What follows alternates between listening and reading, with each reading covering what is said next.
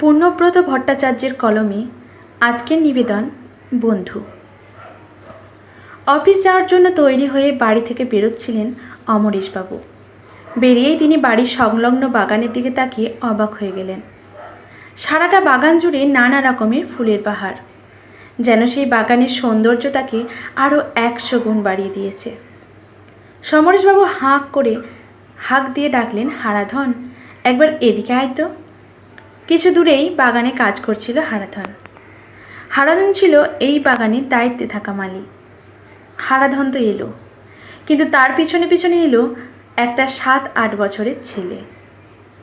আজই হারাধনবাবু প্রথম দেখল এই ছেলেটিকে। ছেলেটির পরনে ময়লা কাপড়, হাতে গুলতি, সারা শরীরে অযত্নের ছাপ পরিষ্কার।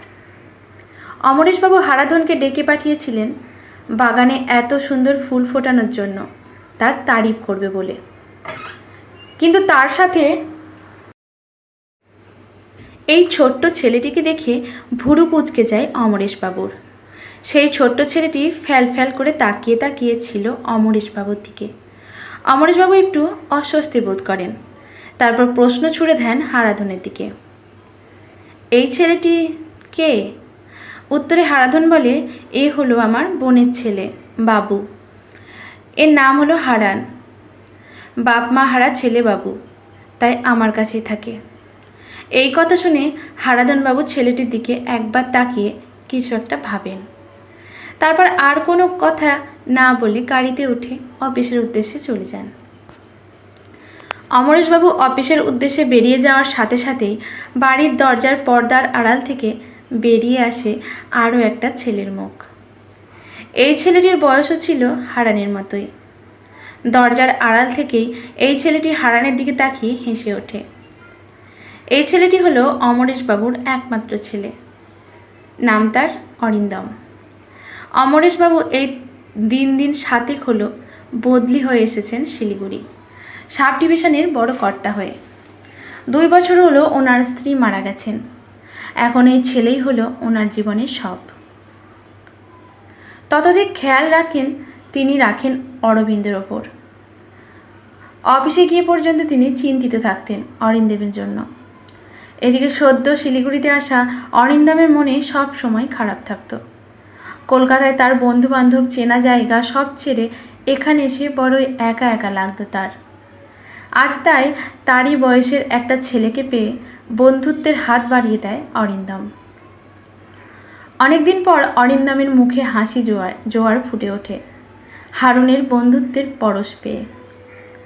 সারাটা দিন অরিন্দম ও হারান দুজনে মিলে হাসি মজা করে, খেলে কাটাতে থাকে।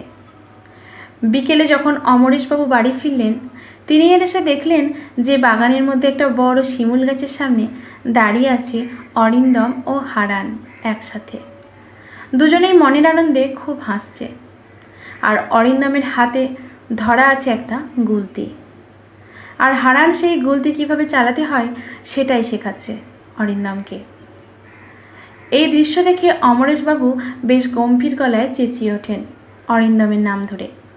সেই ডাক শুনে অরিন্দম ও হারান দুজনেই এক পলকে চমকে ওঠে। হারান ছুটে আসে তার বাবুর গম্ভীর গলার ডাক শুনে।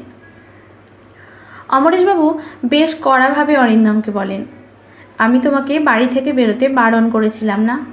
তাহলে তুমি কেন বেরিয়েছ? ভয়ে অরিন্দমের হাত থেকে গুলতিটা পড়ে যায়। তারপর অমরেশবাবু হারানের দিকে তাকায়।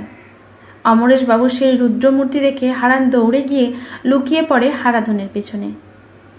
অমরেশবাবু অরিন্দমকে বলেন, এখনই ঘরের ভেতরে যাও। তারপর হারাধনকে বলে ওনার সাথে সন্ধ্যাবেলায় এসে দেখা করতে।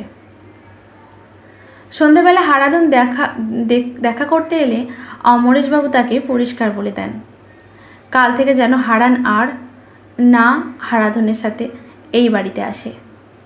কারণ অরিন্দম ওনার একমাত্র ছেলে, তাই উনি চান না যে হারানের সাথে মিশে অরিন্দমের স্বভাবের ও চরিত্রের কোনো পরিবর্তন হোক। হারাধন চলে গেলে অমরেশবাবু অরিন্দমকে কাছে ডেকে বোঝান যে এই গ্রামের ছেলেরা ভালো হয় না, তাদের স্বভাব আদব কায়দা শহরের ছেলেদের থেকে পুরোপুরি আলাদা, তাই তোমার সাথে হারানের মেলামেশা করা উচিত না। অরিন্দম বলে, এখানে আমার কোনো বন্ধু নেই, আমার খুব মন খারাপ করে। এই কথা শুনে অমরেশবাবু বলেন যে কিছুদিনের মধ্যেই তিনি এখানকার সব থেকে ভালো স্কুলে অরিন্দমকে ভর্তি করে দেবে। তখন আর অরিন্দমের বন্ধুর কোনো অভাব থাকবে না। এই বলে অমরেশবাবু অরিন্দমকে ভোলানোর চেষ্টা করে আর ভালো করে অরিন্দমকে মানা করে দেয় যেন সে আর হারানের সঙ্গে মেলামেশা না করে। কিন্তু ছেলে মানুষদের বন্ধুত্বের মধ্যে কোনো ঘর প্যাঁচ থাকে না। বড়দের মতো এত ভালো মন্দ যুক্তিতর্ক তারা বোঝে না।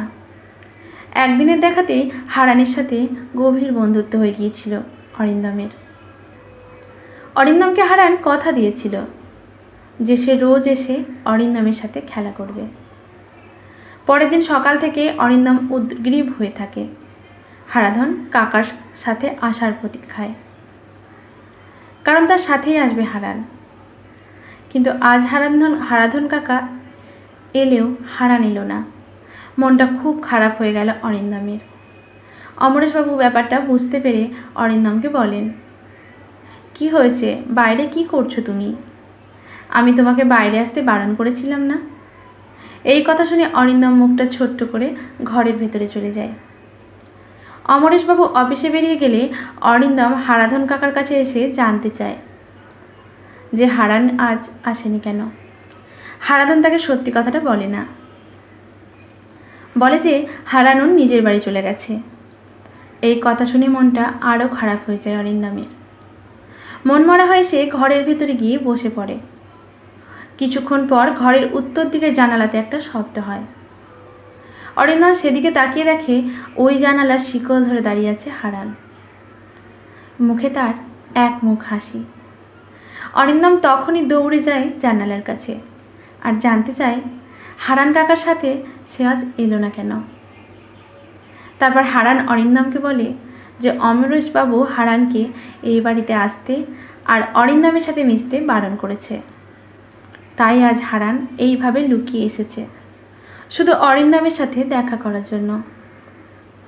কারণ অরিন্দমের সাথে দেখা না করে হারানেরও কষ্ট হচ্ছিল। তাই হারান বলে রোজ সে এইভাবে এসে দেখাও খেলা করে যাবে তার সাথে।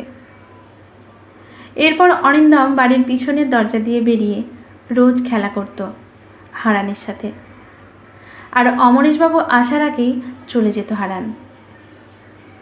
খুব অল্প দিনের মধ্যেই হারান ও অরিন্দমের বন্ধুত্ব খুব গাঢ় হয়ে উঠেছিল। কিন্তু একদিন অমরেশবাবু অফিস থেকে তাড়াতাড়ি চলে আসেন আর এসে দেখেন যে হারান ও অরিন্দম সেই শিমুল গাছটার নিচে দাঁড়িয়ে গুলতি ছোড়া খেলছে।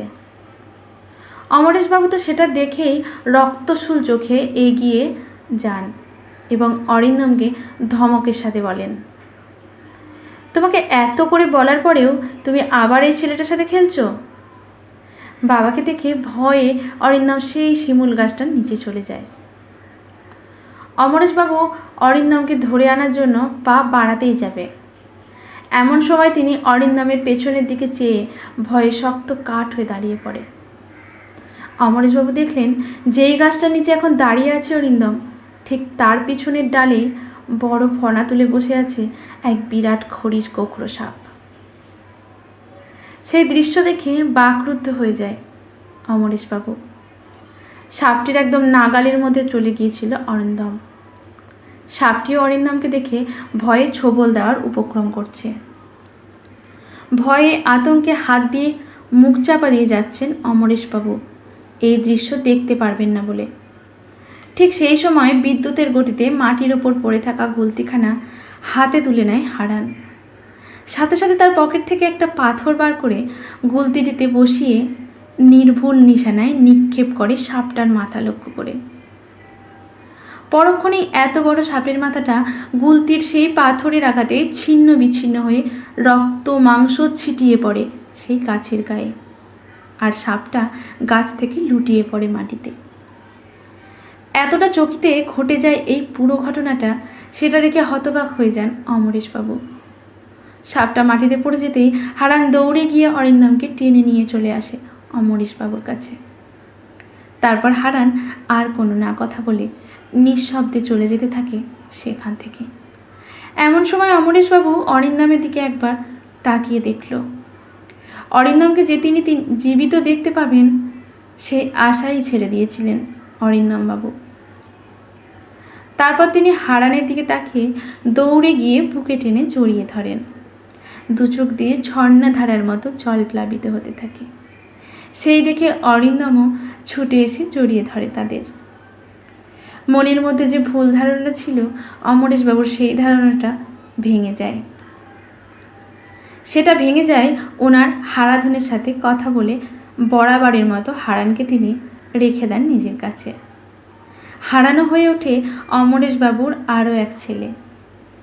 তার কিছুদিন পর থেকেই অরিন্দম ও হারান একসাথে স্কুল যেতে শুরু করে। দুই বন্ধু সারা জীবনের মতো থেকে যায় একসাথে। আজকের গল্পটি এখানেই সমাপ্ত। লেখকের প্রতি শ্রদ্ধা জানিয়ে লাইক, কমেন্ট, শেয়ার করে পাশে থাকবেন। ধন্যবাদ।